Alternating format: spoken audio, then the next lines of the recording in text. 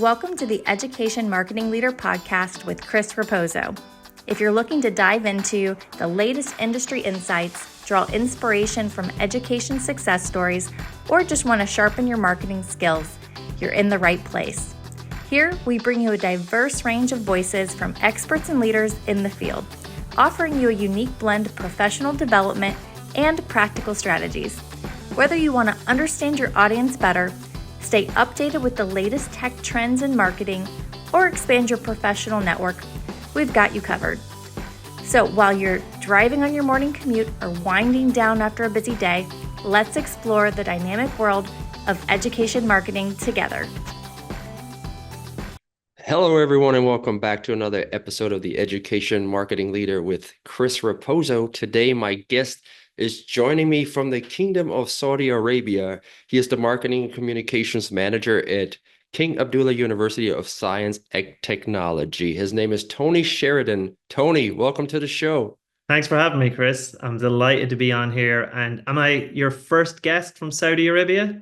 You are my first guest from Saudi Arabia. Indeed, I'm super excited. I love my American speakers, but I also love my international ones. I had people from England here, from Ireland, and from Canada as well. But Saudi Arabia is the first. So, right. And I think your audience is anyone that's watching and probably even listening would probably guess that I'm not Saudi. So I am also an Irish guest. I just work and live for the last 3.5 years in the Kingdom of Saudi Arabia.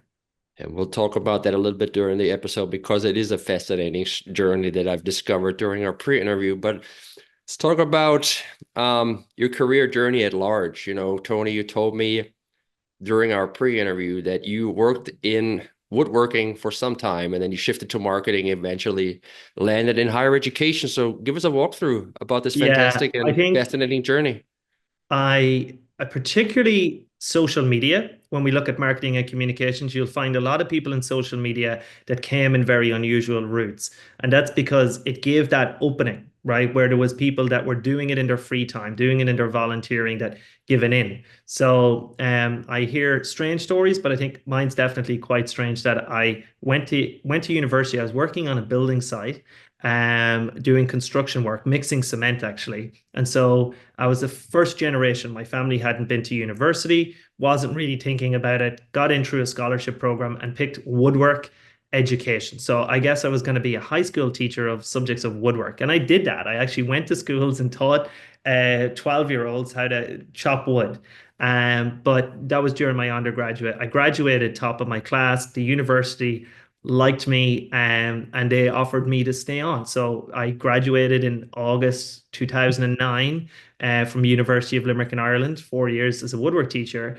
And then I went straight into working for the education department there. So I actually started working in lots of different things. I worked as a research assistant, looking at the sustainable development and how it was being taught in schools and loads of things. But in the side of what became, I guess my job was a tutor, a lecturer, and I was doing research for the university. On the side, I was big into social media.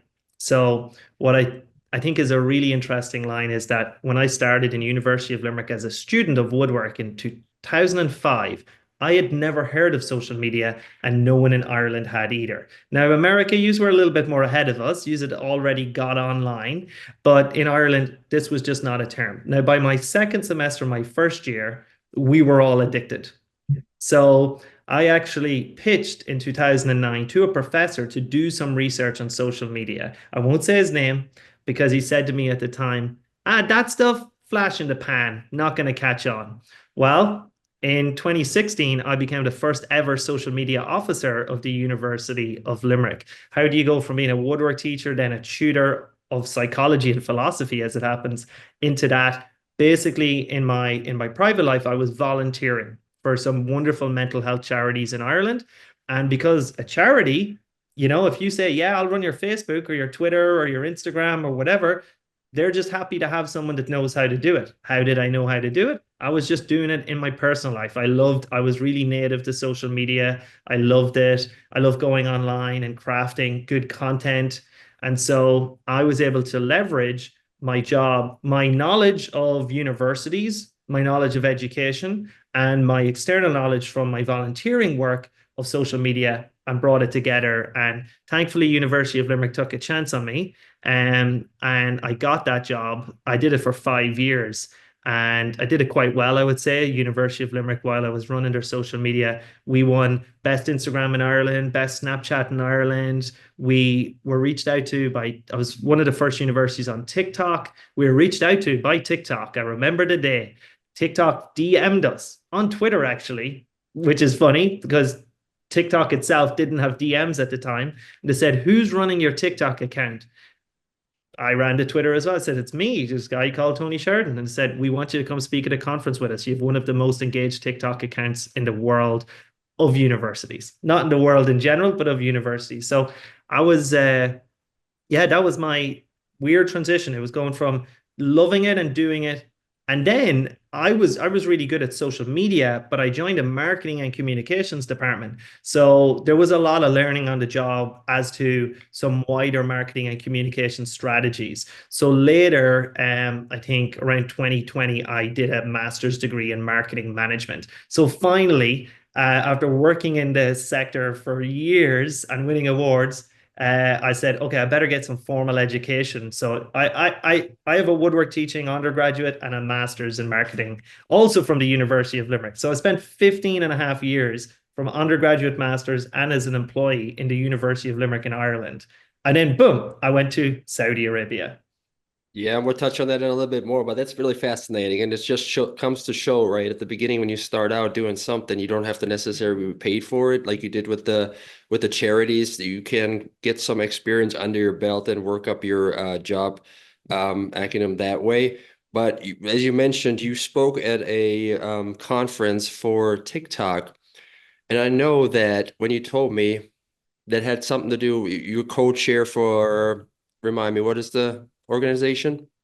So I've been this year co-chair of two different conferences. So one is the Middle East Advancement Conference by KAUST. It's a global organization. I'm the co-chair of their Middle East group, and we had our first conference in the Middle East in a few years because of the pandemic. We brought it back this year in Abu Dhabi with a good colleague of mine, Lee Sublett, who works for a university in Abu Dhabi. And then just 2 weeks ago, I was in Liverpool where I co-chaired Content Ed, which is one of the biggest in Europe in terms of content professionals in higher education. And I co-chaired that with Tracy Plale, who is the CEO. She runs multiple conferences, Utterly Content, Content Ed. She's well known around the world, but I was honored this year. She asked me to co-chair and co-host her conference with her in Liverpool. So I'm just back from that adventure and all those learnings in the UK, and there was US and global people there. It was great. Yeah, and as you just outlined, you were very accomplished at your university in Ireland. What made you move, or how did you come about moving to Saudi Arabia of all places? Yeah, I'll credit me getting that job with limited experience in Ireland to a woman called Sheena Doyle. I think she's the head of external communications in University of Limerick, Ireland now. But she took a chance on me way back when, said this guy has got the raw goods to be good at this, and she mentored me.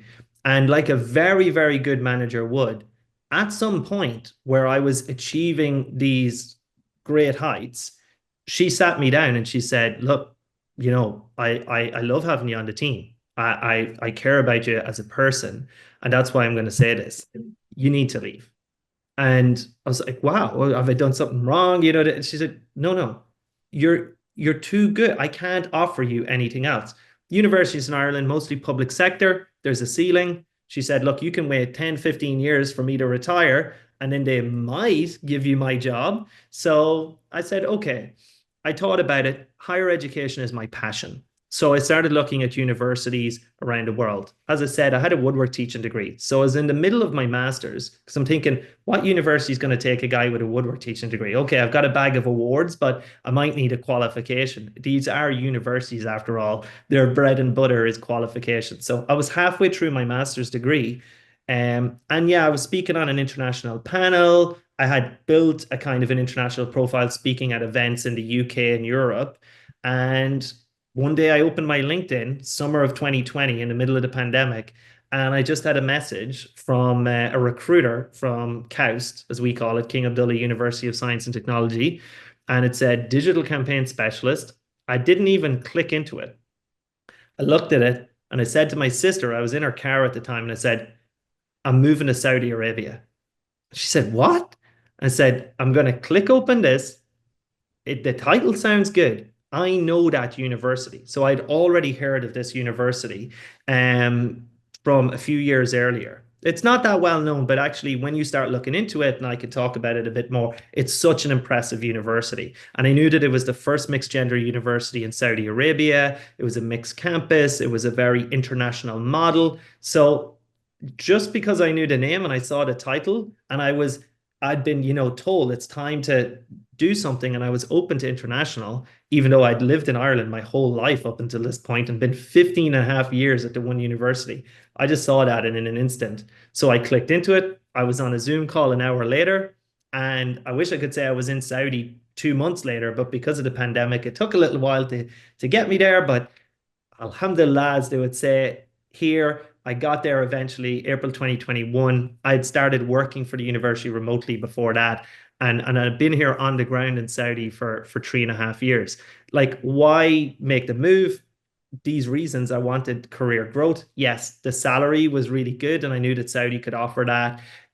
But also the university itself, apart from just being the first mixed gender university in Saudi Arabia, which was cool, it was also #1 in the world in terms of citations for faculty for 8 years in a row. It had the best supercomputer of any university in the world. Only university in the world with its name on a Formula One car. You'll see KAUST on the McLaren Formula One.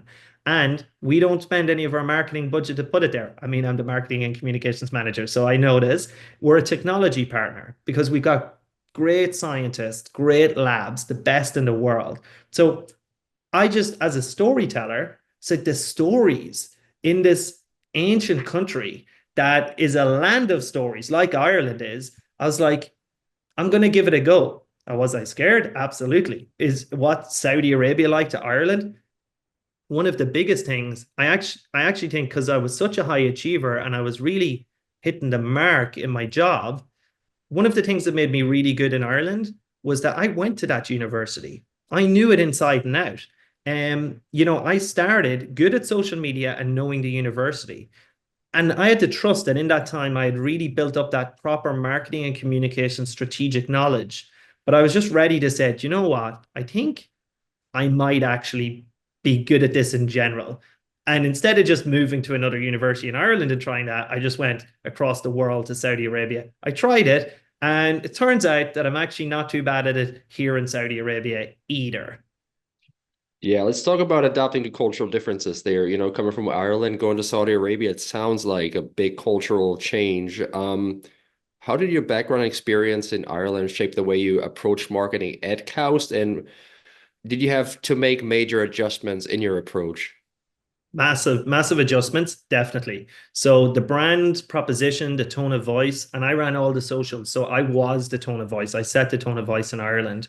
We were the youngest university in Ireland. We were, as the kids would call it today, brat, right? Like we were out there, maybe not Wendy's level, but there was clapbacks, there was sass, there was humor, lots and lots of humor. Now, coming to Saudi Arabia, where it's really in its infancy in terms of adopting social media, in terms of that idea of kind of out there or kind of cut through comms. So it was a whole new challenge. Also, the university in Ireland, very undergraduate focused, young. Here we're postgraduate only, science and tech only. So we're at the boring end of the subjects with the boring end of the students, right? So I was like, this is an interesting challenge.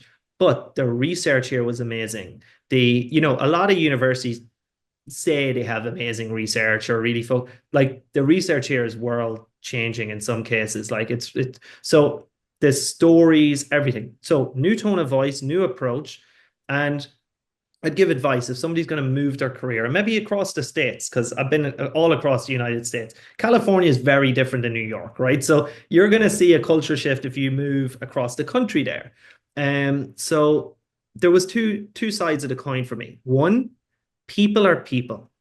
and you are you. So it wasn't as strange of an experience when I got there because I live inside my own head. I go to work for 8 a.m. I come home, ideally earlier than I normally do, but I come home and I watch Netflix. I watch the same shows on Netflix. So, and my thoughts are the same, and I'm me. So that bit, it wasn't that strange. And then people are people. My colleague Abdullah, instead of my colleague Paddy in Ireland, he talks to me about he's tired because his kid kept him up last night and one of his kids is sick and he's got school and the school run and his wife. And people are people. So Saudi people are a lot of the same drivers. And while I saw that in my colleagues, it also inspired me that that helps me in my content, in my marketing and communications to remember that the fundamental drivers that get someone to watch a video or click on a link are the same in Saudi Arabia. Storytelling practices are going to work here. So not only did it help me in my personal life, but it helped me in my professional endeavors too. Now, the second part that I always say to people is, yes, there's a lot of similarities. People are people, but there are differences, and those differences can be very important.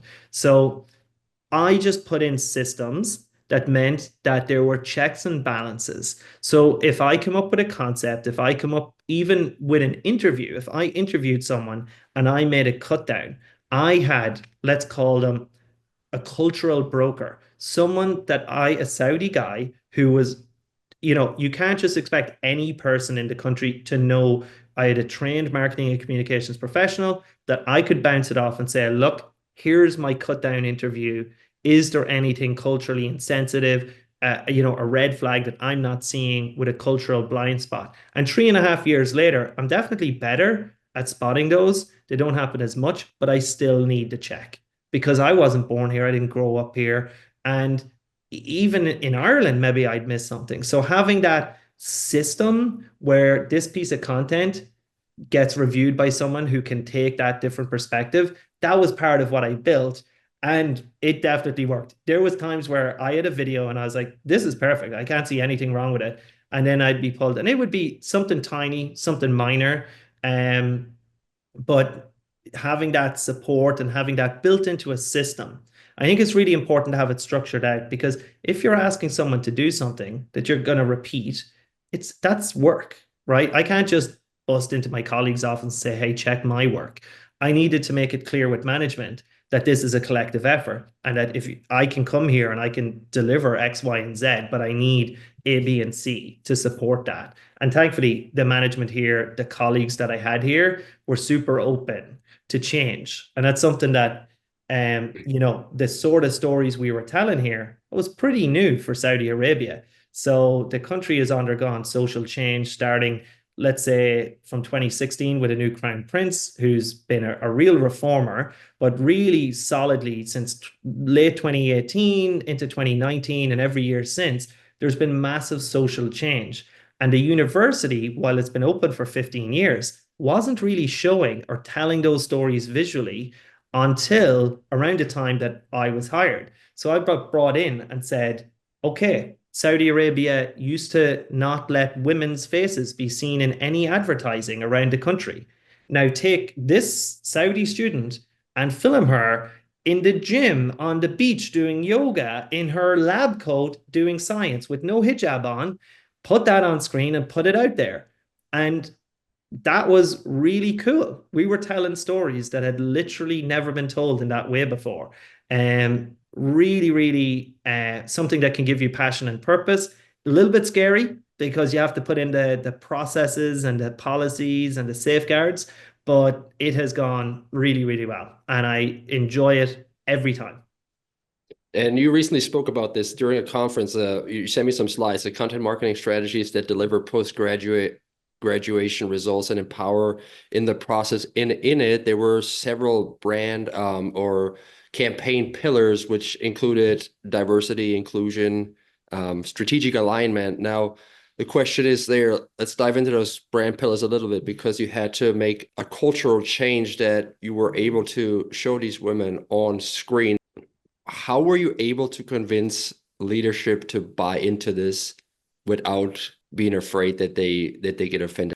Yeah. Well, firstly, the visionary thoughts were not mine. So these were coming from the government, right? And the interesting thing about our university, 15 years ago, first mixed gender university, really cutting edge. But the transformation had happened far beyond the walls of our university around the country for years. So we're at a place where if we don't start developing this type of content, we're going to be playing catch up with the rest of the country instead of leading as we should be. So yes, externally we knew that we had government support, but internally, you're right, we did have that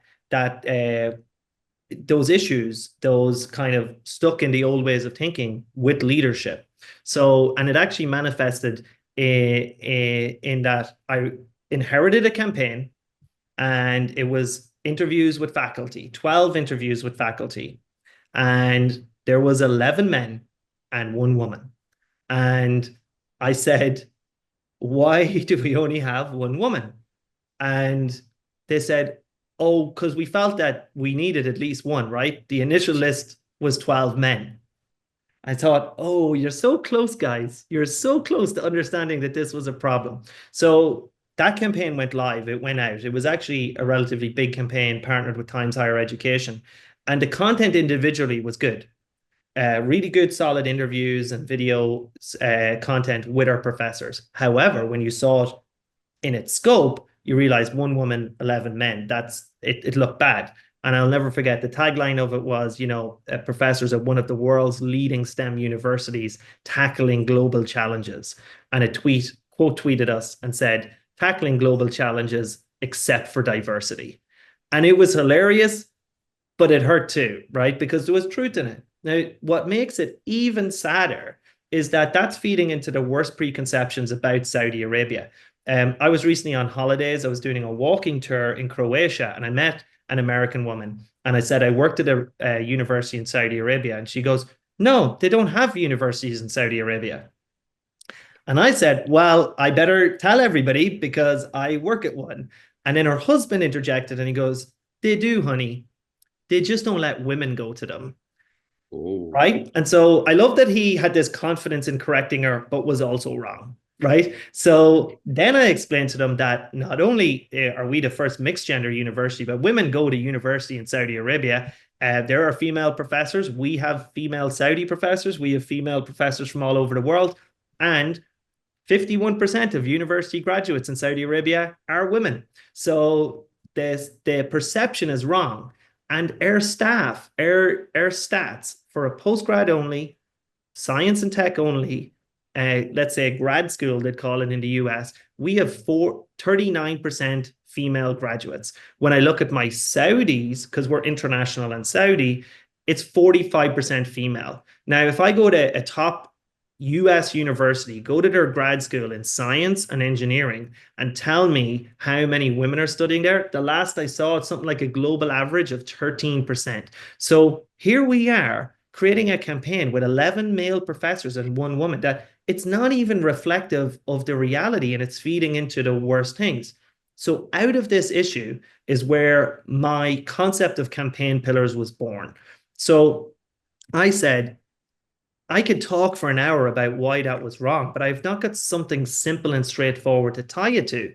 And the provost, who is a great guy, when I would get time with him, and the faculty campaigns were in partnership with him, Larry Kern, he's now at Duke University in the US. He spent 25 years there, came here, and is back there now. I got a 15-minute meeting with him because he's so busy. He's engaged and he loved the campaigns, but I got 15 minutes with him. So I said, okay, how do I explain this quickly where I can say, we can't do that again because of something, right? So I sat down and I said, fundamentally, what do I want my campaigns to be? I want them to be diverse, but I also want them to be representative, right? I had a guy say to me, could you edit out that video? I'm going to a conference in the US. And I said, what do you want me to edit about the video? He said, could you cut out all the girls with the hijabs on? And I said, well, no, we have Saudi women with no hijab on, Saudi women with a hijab. We have our student body. It's representative of our student body. They have the choice in Saudi Arabia to wear a hijab or not. Why would we cut that out? And he said, well, some of the students we're trying to recruit, maybe they wouldn't like that. And I said, well, I said, maybe you shouldn't work here, but certainly any student that's worried about a lovely young girl wearing a hijab shouldn't come study in Saudi Arabia. But it goes to show that I said, not just human, not just diverse, inclusive and representative, right? So now I'm forming pillars. Then I said strategically aligned. Then I said, it's going to be optimized. We're going to be ambitious. So for me, I said, we've got this big thing. I don't want I want big campaigns. I want to really make an impact. That was a personal thing. So I set out 12 and I workshopped it with the team. I brought it to my director and I said, is there any of these? And I think maybe I had 15 originally, and then we went down to 10, and then we added 2 more, but we settled. And it's a wonderful activity. It would only take an hour for anyone in marketing and comms to say, you don't need 12, maybe you need 6. And then in 3 months, you realize, no, you do need 8 because there's some other things that come up. But I walked into that meeting and I said, he said, oh, let's just pick these top ranked professors or whatever. And I said, well, does it happen that they're all men? And, because women historically have been excluded from the academic profession. And while they're catching up, there's a disparity there. So I said, yeah. And I said, okay, well, we're not going to do that. I said, I want a diverse representative of faculty. So I want some junior faculty and some senior faculty. And this is going to make the campaign better. Now, I tied it to these pillars. The provost loved it. It wasn't that I was pushing back. I'm coming in with a plan. I'm a man with a plan. It makes sense. It's tied to something. And so I had this line before that some of the people on my team, they were worried, about pushing back or change. They said, oh, but they mightn't like the change. I find reasonable people and good people are totally fine with change if what you're offering achieves their objectives better than what was before. So understanding what he wanted and coming in and saying, I'm making this easier for you. This is evidence-based. It's tied to something. So I've spoke about this at conferences all around the world. And it's so simple. All I'm saying is write down 12 things, but using them in practice. And somebody says, okay, we want to do X. And I'd say, cool, I get it. What are you trying to achieve? The classic, what's your goals? I'd say, okay, well, if we did that, yeah, we tick this box and this box, but we'd miss out on these 3 boxes. So let's look at a way that we can achieve your goal and that it also aligns with our strategy pillars. And I've had that conversation, that exact kind of thing with 100+ people since. It's been so useful. And I've rarely had anyone not get it really quickly. So that's the concept of strategy pillars. That's a beautiful roadmap for anybody who's aspiring to be a change agent on their university and coming in with a problem, but also having to have the solution right then and there for the decision maker if you get those 15 minutes that you otherwise, wouldn't get, or it would take a long time to get that. Now, there's a lot of talk when it comes to higher ed marketing about social proof. I always say social proof is the best proof. We always talk about user-generated content, but you brought up a concept of co-created content for inclusive marketing. So can you share a little bit about that, how you implement that, and how you use co-created content models to help you showcase diverse voices at KAUST, and what role students, alumni, and faculty play in shaping these stories?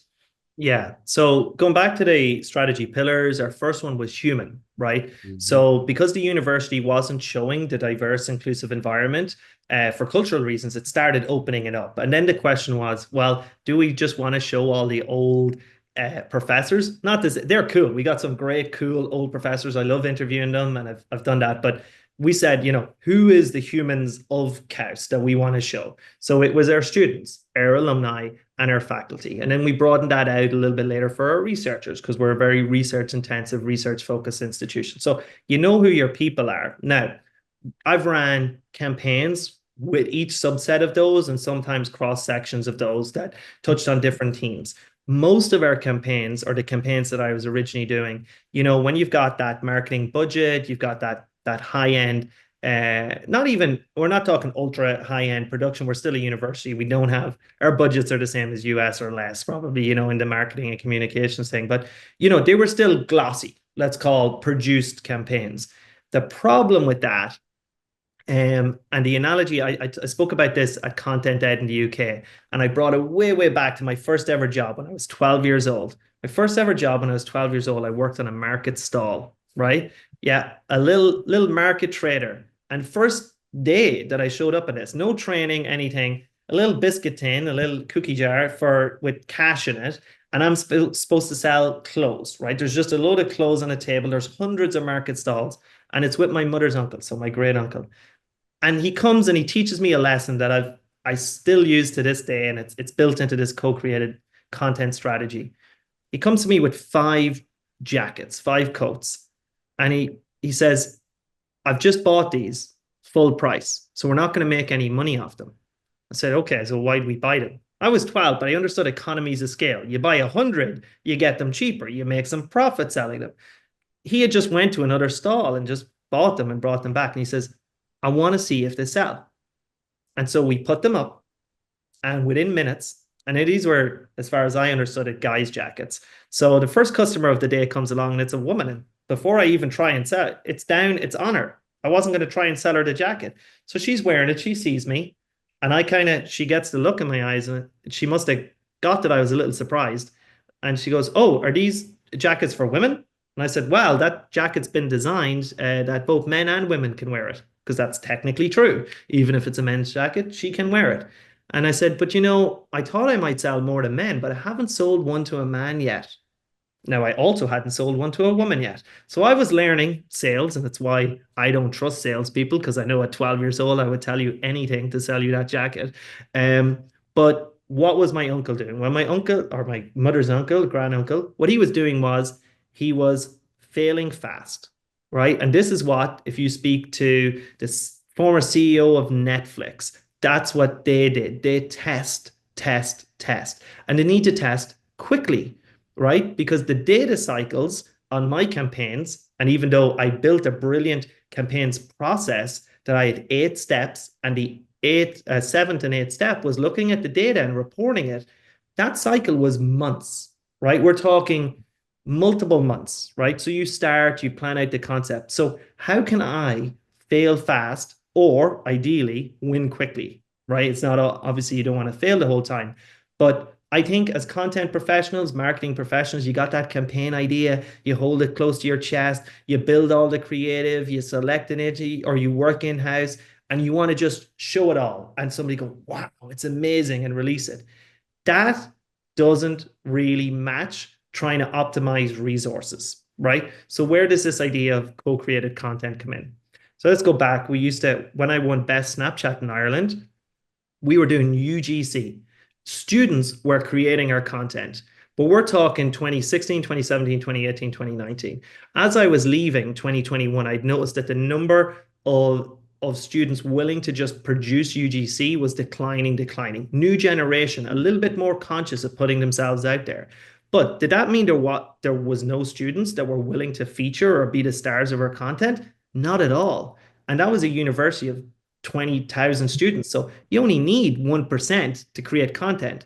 So that's where I started mapping out this idea of co-created content. And I think a lot of universities are doing this. They might not just have that term that I've coined, but it's co-created content, CCC, instead of UGC. But because you're involved in that process, that's a set of templates. That's a list of questions. That's a list of guidelines. I produced one set of how to record yourself in your bedroom at home, what sort of stuff to talk about your work experience, create one set of guidelines, give it to a suite of students. They record themselves. We all seen these day in the life videos. A day in the life video is a piece of co-created content, and it can be some of the most powerful content that you can do. Now, that was very challenging to get that over the line at KAUST. What I'll say, it wasn't easy. Because the idea of somebody filming something on their phone and then matching this to a university that's at the top of the world in a lot of stuff at science and technology, the idea that visually we would represent ourselves with a shaky phone, That was challenging. Let's go back to the 12 pillars. One of them, authenticity. So here we could go, and we're looking for engagement. So you pull in the data, you say, look, here's some top brands who are doing this. Here's if it's good enough for X university, or if it's good enough for X brand, we can do it too.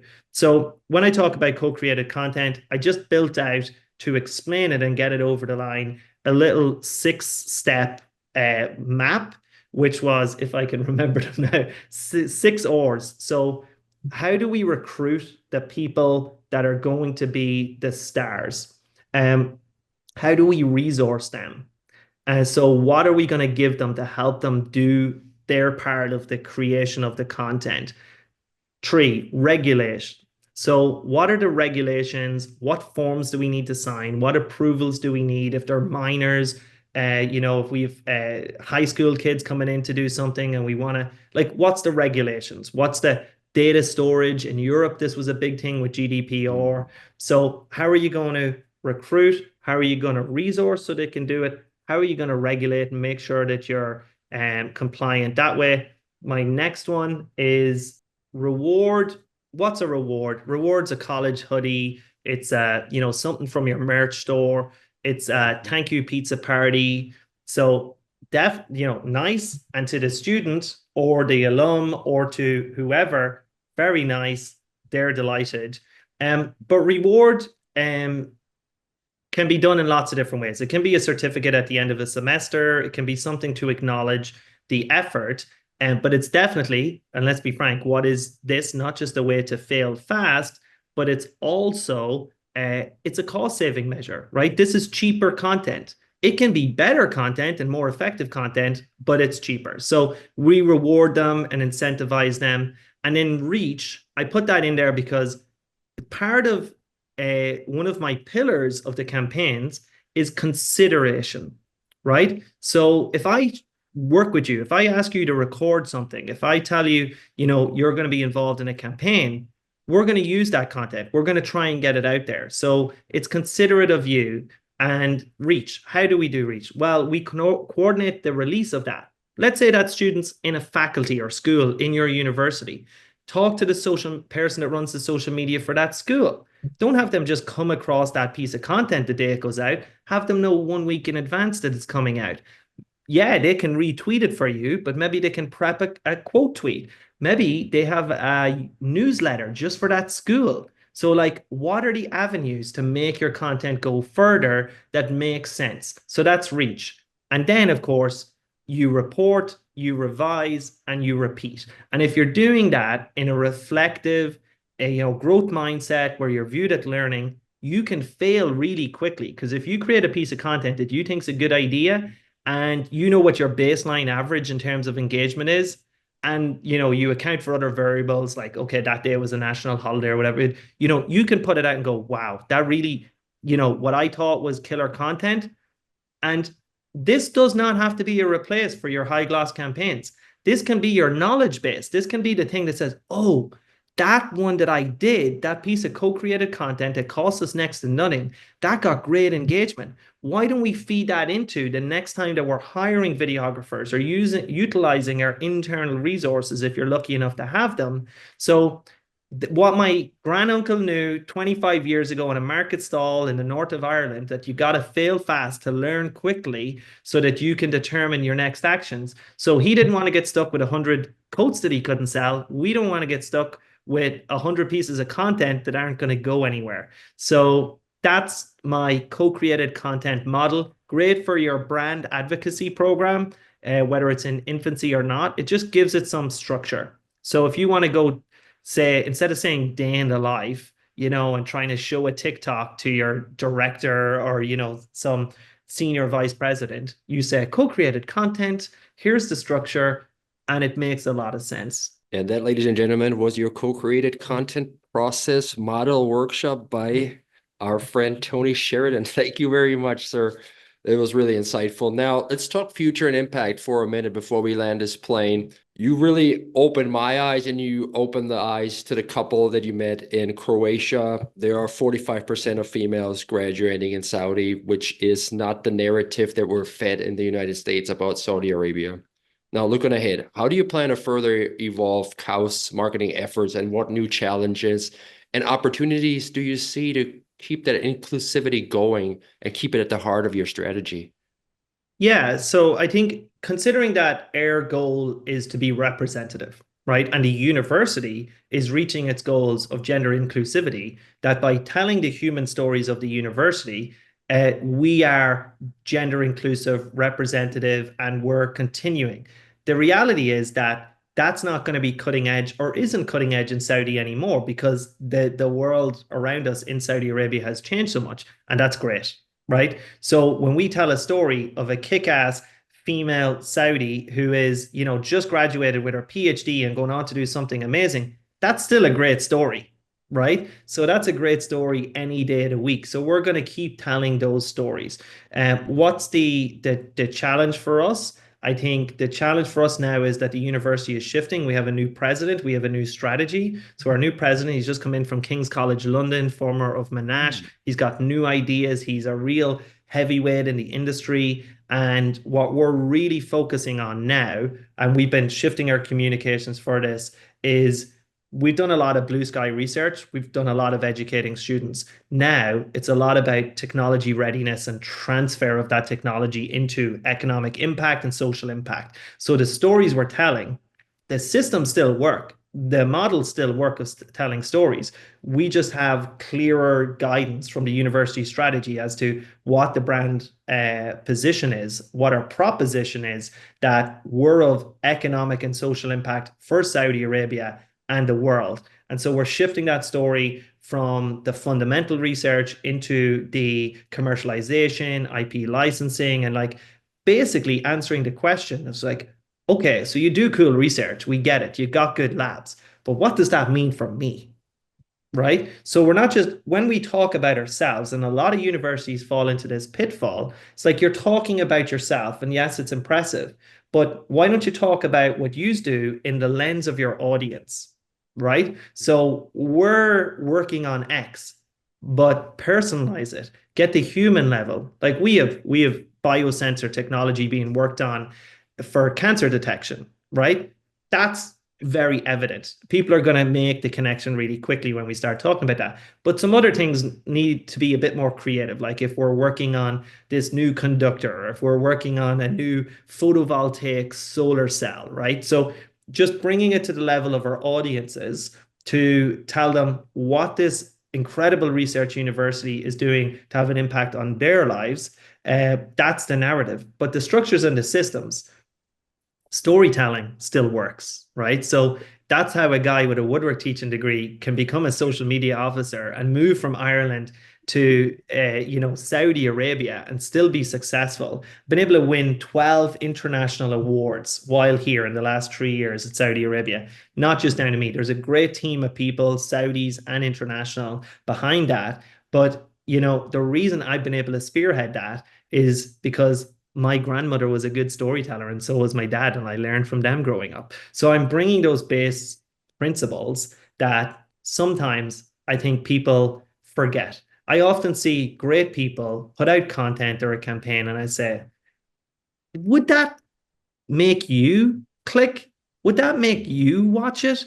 I think we've got great professionals that perhaps it's a case of, the tail wagging the dog in terms of management leading marketing or something. But sometimes I think, let's say it this way. Think about when they launched the iPhone. Or was it the iPod, the music one, right? Set 1,000 songs in your pocket, right? Because they focused on the benefit, not the features, right? The features were somewhere else. The main marketing message was the benefits, not the features. So what's the benefit of postgraduate studies if we hone in on that thing that we do? The benefit. It's the same when I say, what's the benefit to the person of our research? Not the features of our research, like, yes, we have the highest cited professor in that area, we have the best lab. What's the benefit of that? What's the impact? So postgraduate studies, that's why we're focusing a lot and we're growing our kind of storytelling with alumni, because graduate destinations is generally the reason that you do a postgraduate degree, right? So looking at that and saying that's the benefit. The benefit is the wonderful impact you can have in the world, not the semesters are X number of weeks long. So features, great for a website, great for a brochure, great for getting more info, but the benefits are what you need to focus on. Tony, super insightful episode. Really appreciate you being a part of it. I'm so glad that I found your quote in Brian Piper's new book, Epic Content Marketing. There's a sticker, that's not the book.